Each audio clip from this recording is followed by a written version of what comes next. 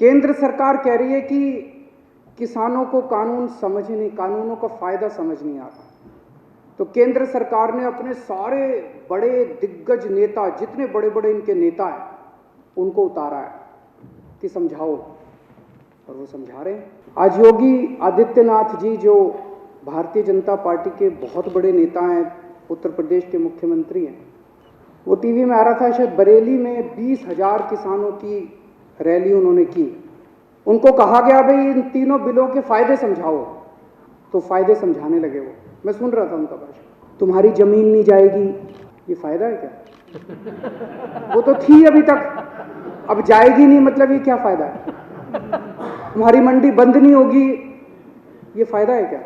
इनसे किसी से पूछो, भाजपा वाले से, फायदा क्या है, तो सारे जनों को एक लाइन रटा रखी है, किसान अब अपनी फसल पूरे देश में कहीं भी बेच सकता है।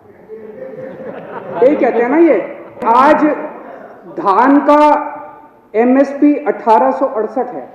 उत्तर प्रदेश और बिहार में ये 900,000 रुपए में बिक रहा है। मेरे को बता दो कि पूरे देश में मेरा बिहार और उत्तर प्रदेश का किसान कहाँ ये फसल बेच के आए कि इसको एमएसपी से ज़्यादा दाम मिल जाए। हवा में बात करने से क्या फायदा है? कहीं भी बेच लो, कहीं भी बेच लो। अरे कहाँ बेच लें, बताओ तो सही। तो कहा जा रहा है कि किसानों को भ्रमित किया जा रहा है। किसानों को भ्रमित नहीं किया जा रहा, भाजपाइयों को भ्रमित किया जा रहा है। सारे भाजपाइयों को अफीम खिला दी है, और अफीम खिला के कह दिया ये रट के बस यही बोलो। मैंने आज पूरा भाषण सुना योगी आदित्यनाथ जी का, उनको भी नहीं पता इसका क्या फायदा है। ये तीनों कानूनों को मैं सदन के सामने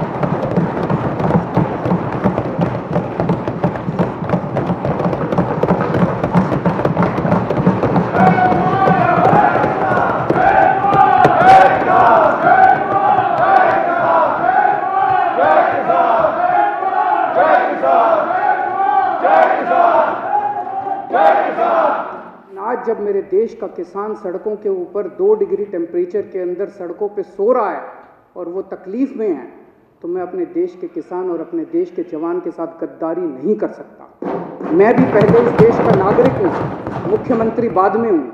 तो आज इन तीनों कानूनों को ये विधानसभा खारिज करती है और केंद्र सरकार से अपील करती है कि किसानों की बात मानते हुए अंग्रेजों से बदतर मत बनो।